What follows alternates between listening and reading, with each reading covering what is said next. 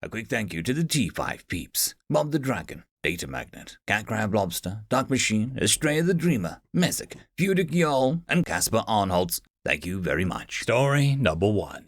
Pyrrhic Victory, written by TextWolf84. Pyrrhic Victory. It wasn't a concept that we had ever dealt with before the war with the humans.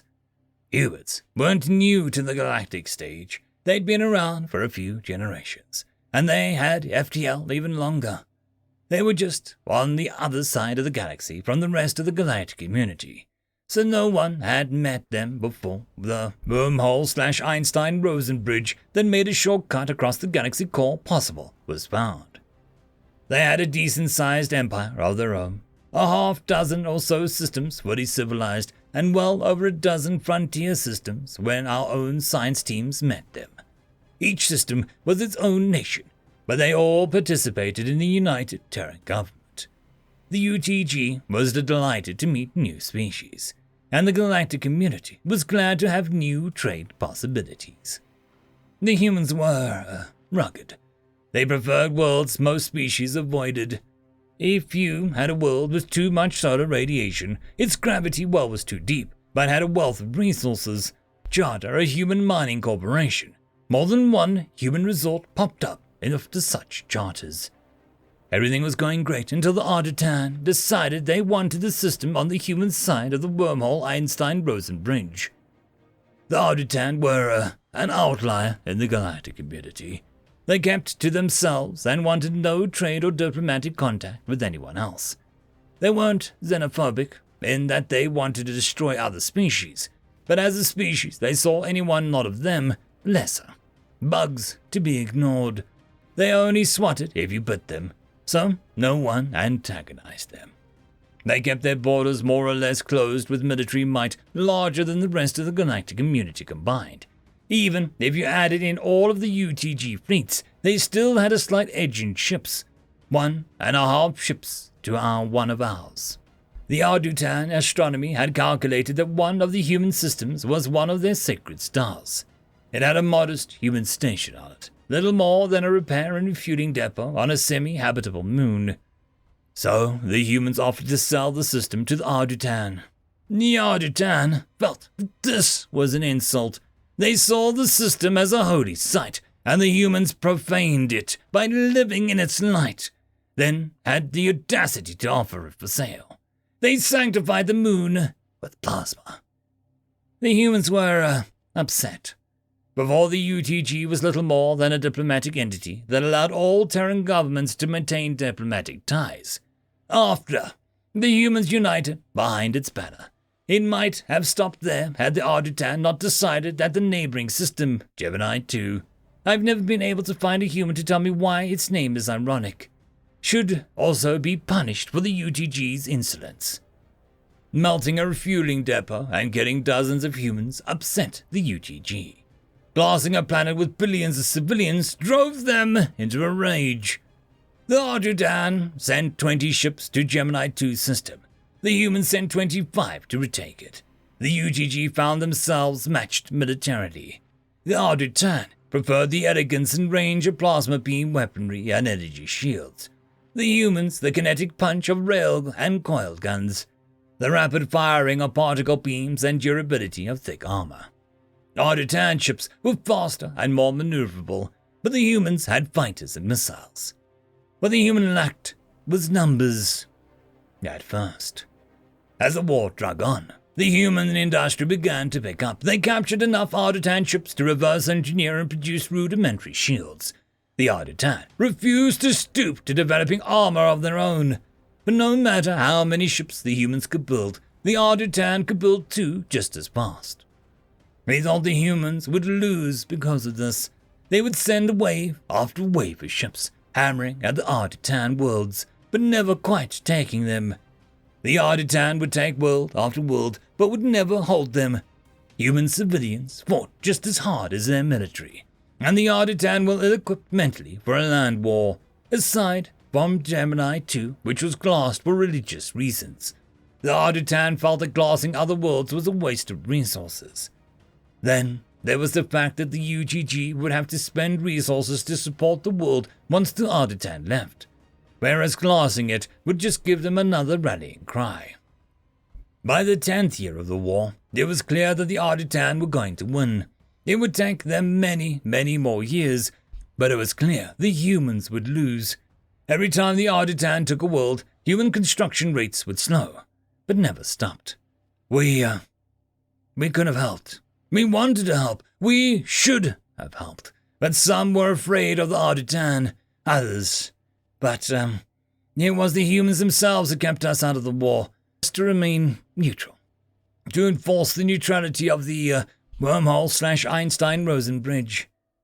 By the 15th year, UTG fleets were no longer passing through the wormhole Einstein-Rosen bridge to attack the Arditan.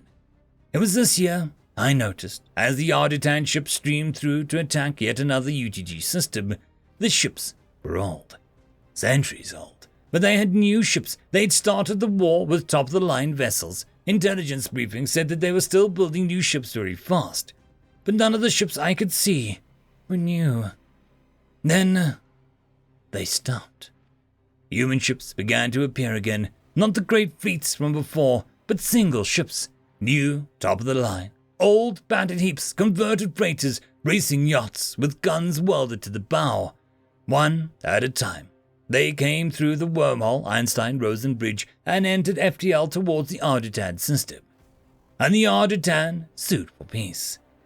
The UTG had fought so hard and so long that the Arditan had destroyed their economy, gutting it to build ships, train soldiers, and refine fuel and weapons plasma. I talked to a human after, asked him how they won. She winked at me and said, "We knew we would lose after the first year. There were too many of them at the beginning and had too big of a head start in shipbuilding for us to catch up, barring a lucky break and slagging a major shipyard.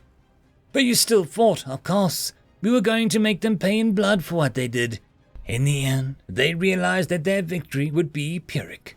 They would have to destroy themselves in order to destroy us."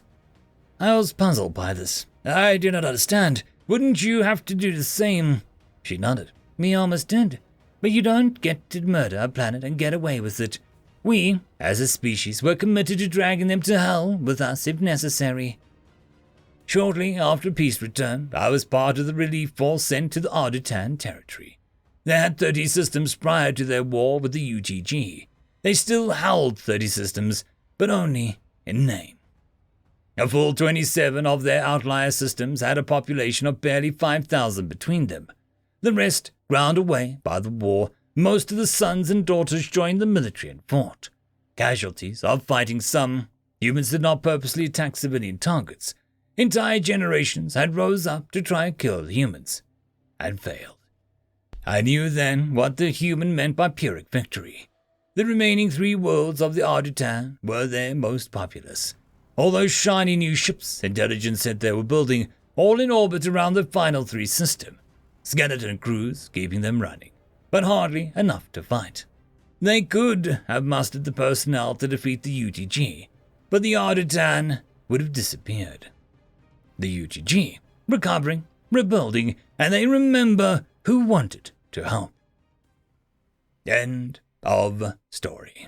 Alrighty, something a little new for the next one. We have a guest narrator in called Grimdark Narrator. As you can guess by his name, he focuses mostly on Grimdark content, specifically Warhammer.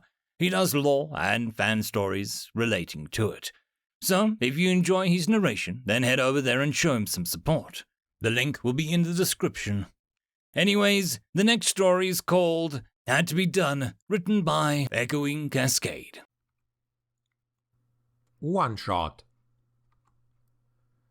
Captain Raymond of the Fear the Bones 42nd Marine Recon Unit was in front of a disciplinary hearing, alongside his Marines. Fear, gentlemen, is the normal state of being a deaf-worlder.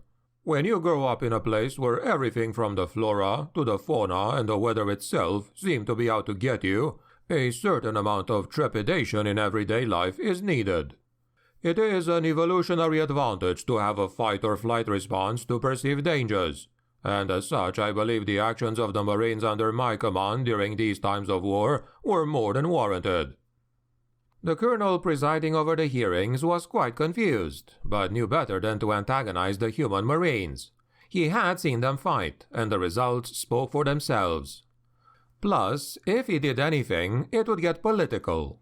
And if there is one constant in the universe, is that no soldier, no matter the species, wants things to get political if they can avoid it. Very well. No charges will be leveled this time, but I expect more professionalism from now on. Dismissed. All right, we got off easy this time. Now tell me, what the fuck scared you so much? A man, 6'11", tall and muscled like a Greek god, spoke up.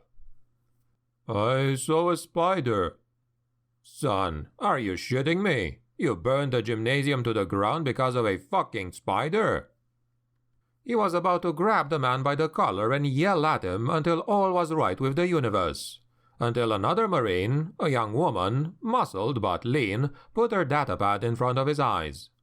You might want to take a look at this first, sir. The video took place in the gym's locker room. It displayed an aggressive-looking spider, something like an earth tarantula, but with red wings and a stinger. It had 4 front legs in the air as it repeatedly tried to jump at the closest Marine. It was about the size of a cat. Jesus Christ! Yeah, let's turn the volume up, sir. As the sounds of the creature's screeching began to send shivers down the assembled human spines, the captain turned to look at Cortez and nodded. Okay, never mind. I hope you checked the rest of the base. You bet your ass, sir. It's not indigenous to the planet, and we swept the entire base while everyone else attended to the fire. It was the only one we found. Good, good. Though, just to be on the safe side, Cortez. Sir? Keep a flamethrower at the ready. And that, my friends, concludes this video. I hope that you enjoyed, and if you do, please consider supporting the author, even by popping over and leaving a thumbs up or a nice comment, just to show your appreciation for the story. However, if you wish to support this channel, there are links down below which will help immensely. I will see you all in the next one, and until then, I hope that you have a fantastic day. Cheers.